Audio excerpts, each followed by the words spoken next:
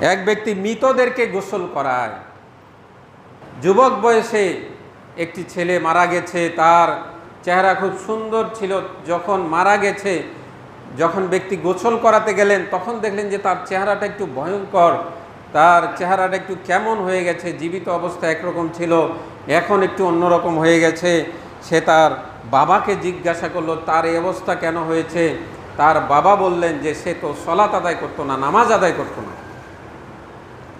নামাজ আদায় করতো না সে।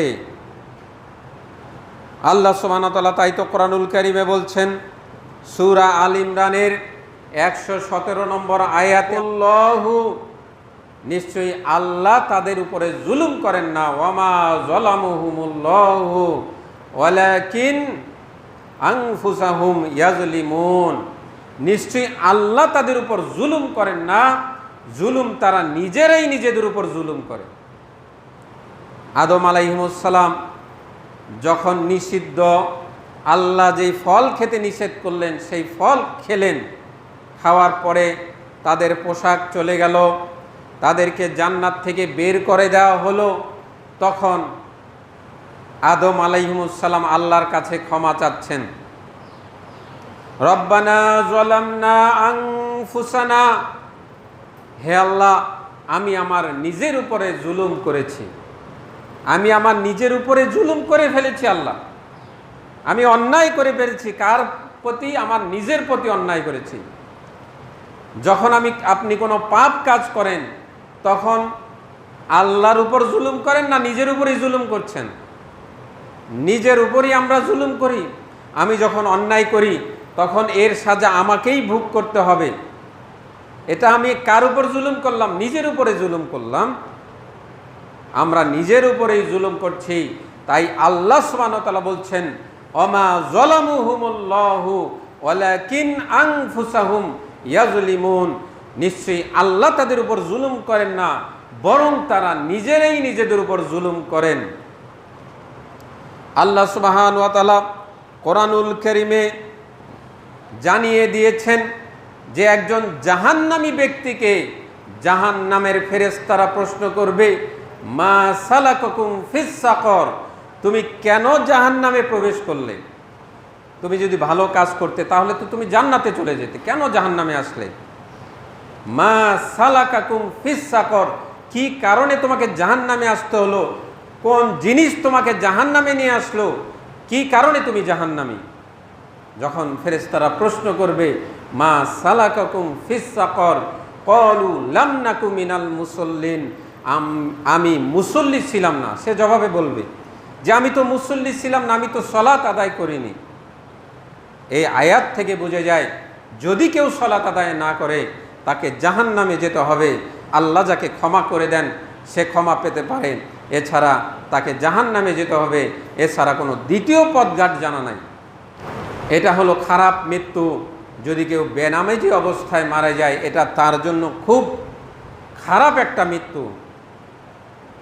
আপনি সালাত আদায় করেন না, এইরকম অবস্থা আপনার মৃত্যু হয়ে গেল। সালাত না আদায় না করা একটা জাহান্নামে যাওয়ার কারণ, ঠিক না? এই অবস্থায় যদি আপনার মৃত্যু হয় এটা কি ভালো মৃত্যু বলবেন না খারাপ মৃত্যু বলবেন? এটা হচ্ছে একটা খারাপ মৃত্যু। কিন্তু যারা আল্লাহকে ভয় করে তাদের মৃত্যু আল্লাহ সুবহানাহু ওয়া তাআলা সুন্দরভাবেই দেন। তার প্রমাণ হচ্ছে, রাস্তায় একটি যুবক একটি গাড়ি চালাচ্ছে, গাড়িটি রাস্তায় নষ্ট হয়ে গেল, ডিস্টার্ব দেওয়া শুরু করলো। যুবকটি গাড়ি থামিয়ে গাড়িটি ঠিক করার চেষ্টা করছেন। এমন সময় একটি গাড়ি এসে তার উপরে তাকে একটা চাপা দিয়ে গাড়িটি আবার দ্রুত সেখান থেকে চলে গেল। ওই ছেলেটি খুবই বড় একটি আঘাতপ্রাপ্ত হলো। কয়েকজন পথচারী অন্য একটি গাড়ি ডাক দিয়ে তারপরে ছেলেটিকে সেই গাড়িতে, ভ্যান গাড়িতে উঠালো।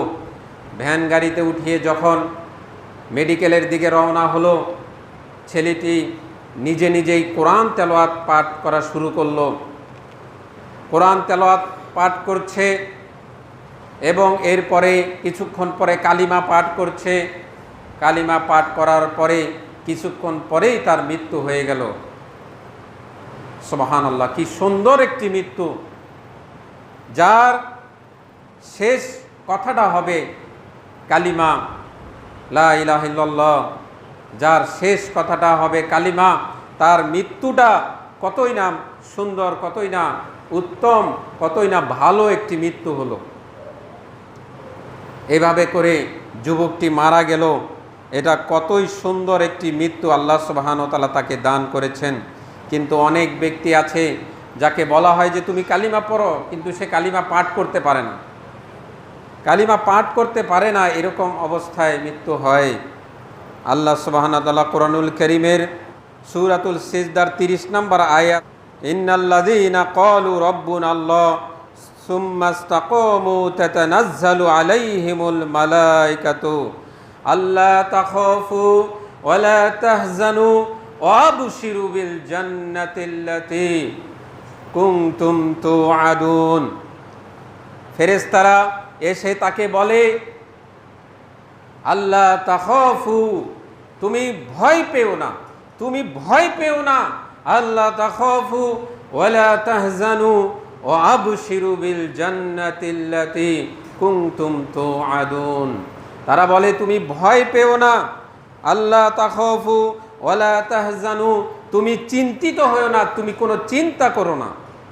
সুবহানাল্লাহ, মৃত্যুর সময় যদি ফেরেশতারা এসে বলে তুমি ভয় পেও না, তুমি চিন্তা করো না, যেই জান্নাতের ওয়াদা তোমার সাথে করা হয়েছিল তার সুসংবাদ পেয়ে তুমি সন্তুষ্ট হও। সুবহানাল্লাহ, তাহলে এই ব্যক্তি কত বড় সফলতা পেল।